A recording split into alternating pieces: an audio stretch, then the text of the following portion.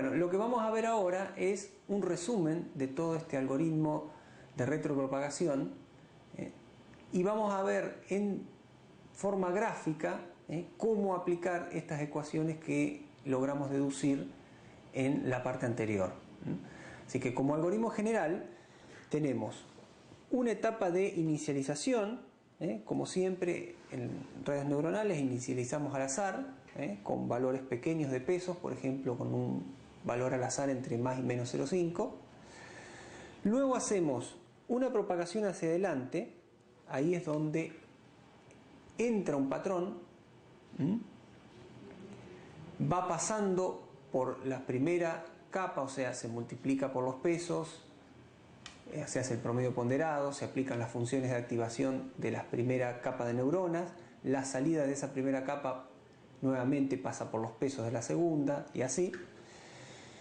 Cuando llegamos hasta el final, lo que tenemos que hacer es la propagación hacia atrás. Ese sería el siguiente paso, la propagación hacia atrás. O sea que, ¿se acuerdan? Calculábamos los delta, básicamente íbamos retropropagando los delta.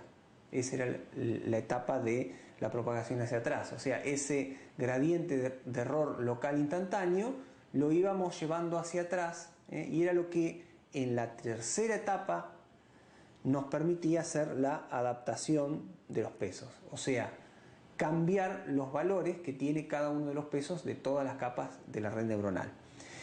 Esto lo que hicimos fue para un patrón. En el paso 5 lo que hacemos es volver a 2, tomamos el siguiente patrón o el siguiente dato del archivo de entrenamiento y hacemos todo lo mismo, lo propagamos hacia adelante, propagamos hacia atrás el delta y ajustamos los pesos.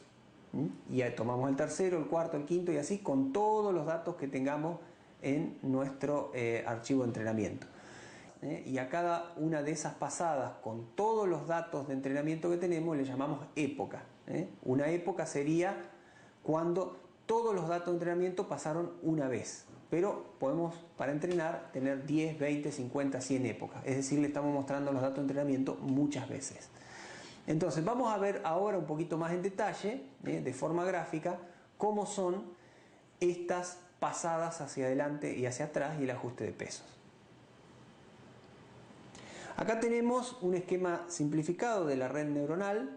Tenemos las entradas, simplemente hay dos entradas acá. Tenemos 3 neuronas en la primera capa, 2 neuronas en la capa oculta y una sola neuronita en la capa de salida.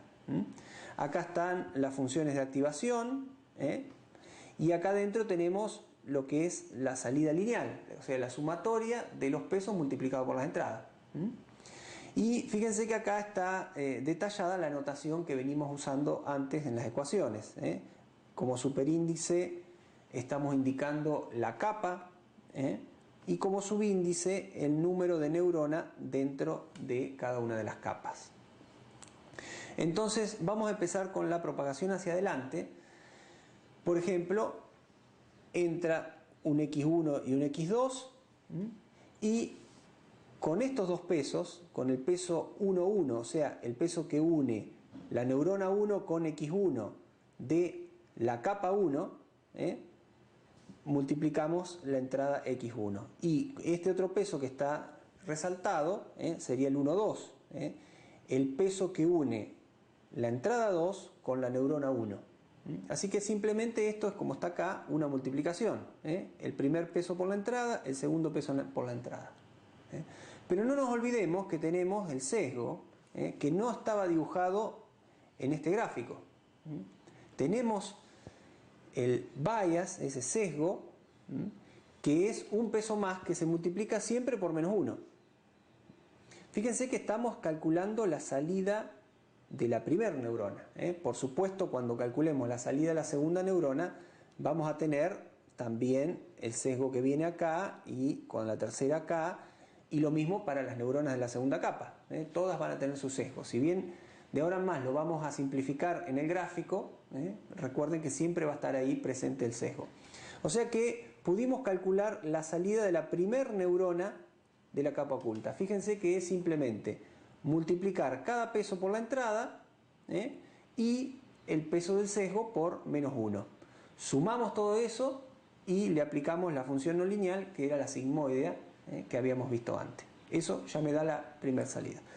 De la misma manera, vamos a calcular la salida de la segunda neurona, con las dos entradas, los dos pesos y la entrada menos 1 y el sesgo que siempre está ahí, ¿no? Y el peso correspondiente a esa entrada. Y de la misma manera vamos a calcular la salida de la neurona 3.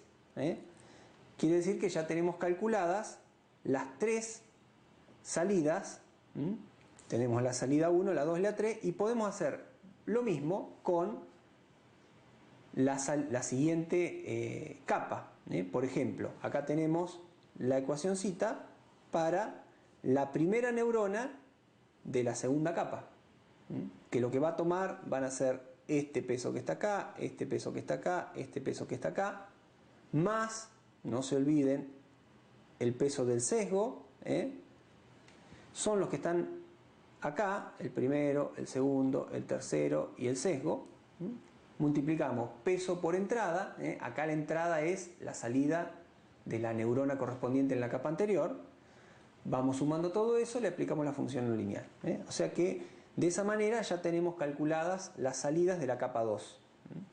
Y finalmente, a partir de las salidas de la capa 2 y utilizando los pesos de la capa 3, podemos calcular la salida final. Acá tenemos el primer peso de la capa 3 por la salida de la neurona 1 de la capa 2, el segundo peso de la capa 3 por la salida de la neurona 2 de la capa 2 y el sesgo, que siempre lo tenemos ahí. Así que finalmente, bueno, esta salida Y de la capa 3 es en definitiva la salida final de la neurona. Lo que hicimos fue nada más que propagar hacia adelante la entrada. Todavía no entrenamos nada. Para entrenar, recuerdan que lo que primero teníamos que hacer era calcular los delta de cada una de las neuronas. Ahora veamos. Vamos a ver paso por paso, así como vimos la propagación hacia adelante, ahora la propagación hacia atrás. Primero que todo, podemos calcular el delta, que es uno único, de la última neurona de la capa. Ese delta tenía una ecuación particular, ustedes recuerdan que era directamente la salida deseada menos la salida actual o la salida que está dando la red neuronal, la que acabamos de calcular en la propagación hacia adelante, o sea, el error. Esto en definitiva es el error, es este error que está acá, que es como que está entrando de atrás para adelante en la red. Y acá tenemos, ¿se acuerdan? La derivada de la función de activación, que va a ser la colita esa que vamos a tener siempre en los delta. Ya tenemos el delta de la capa 3 y ahora lo que vamos a hacer es propagar ese delta de la capa 3, que reitero es uno solo porque en la capa 3 hay una sola neurona, en la capa de salida, lo vamos a propagar hacia la capa 2. ¿Cómo lo propagamos? Multiplicando por el peso que une a la neurona 1 de la capa 2 con la neurona de la capa de salida. Así que de esa manera propagamos hacia atrás el delta.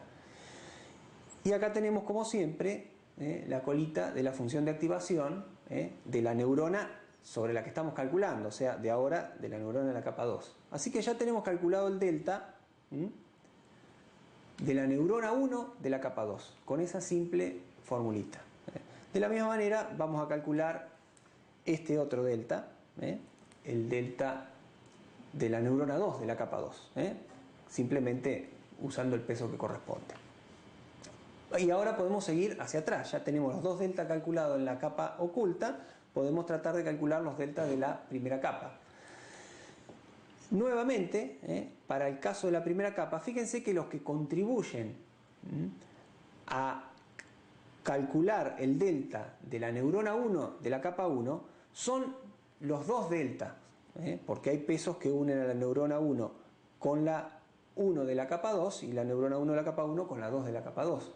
O sea que tenemos que tener en consideración tanto el delta de la neurona 1 como de la neurona 2 en la capa 2. Así que acá están, simplemente multiplicados por los pesos que corresponden, y acá está la derivada de la función de activación que tenemos siempre. De la misma manera vamos a poder calcular todos.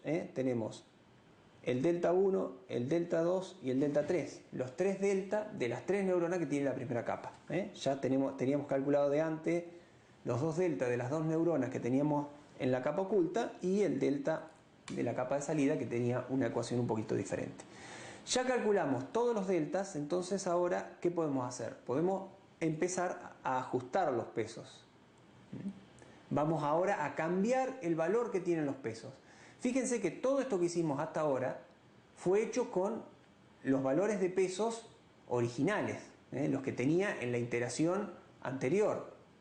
Ahora recién vamos a hacer un cambio en el valor de los pesos. Así que lo primero que tenemos que hacer es adaptar, por ejemplo, el primer peso. Este peso, el que une a la entrada con la neurona 1, lo tenemos que ajustar. Y esta que está acá era la ecuacioncita con la que ajustábamos los pesos. Teníamos la velocidad de aprendizaje, teníamos el delta correspondiente y la entrada que estábamos considerando. Fíjense que acá lo que yo obtengo de este lado es el delta peso. O sea que al peso actual le tenemos que sumar el delta peso y eso me va a dar el peso que va a actuar la próxima vez que le mostremos un patrón a la neurona. La próxima vez que hagamos entrar un patrón va a actuar ese peso W actual más delta W. Por ahora, en todas las cosas que hacemos, hemos siempre utilizado los pesos que teníamos en la red actual. Entonces, corregimos ese peso y de la misma manera podemos corregir el otro peso de esa neurona, el peso que une a la entrada 2 con la neurona 1.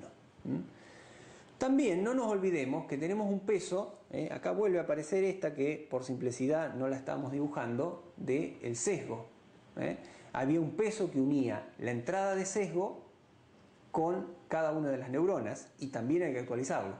O sea que acá tenemos la actualización en base al delta de la misma neurona, que es el que estamos tratando ahora, del peso de sesgo. Lo mismo es para todas las neuronas, no lo voy a repetir, pero recuerden que todas las neuronas tienen su peso de sesgo y tiene que ser actualizado. De la misma manera que actualizamos los pesos para la neurona 1, actualizaremos en función del delta 2 los pesos, los dos pesos esto y el del sesgo para la neurona 2. Fíjense que yo, insisto, pongo delta W acá, pero lo que yo voy a obtener es un W igual al W actual más el delta WS, ¿no? Con eso voy a obtener el nuevo peso. Y de la misma manera también tendríamos que actualizar los pesos de la neurona 3. Una vez que tenemos actualizados todos los pesos de la primera capa, vamos a pasar a actualizar los pesos de la segunda capa.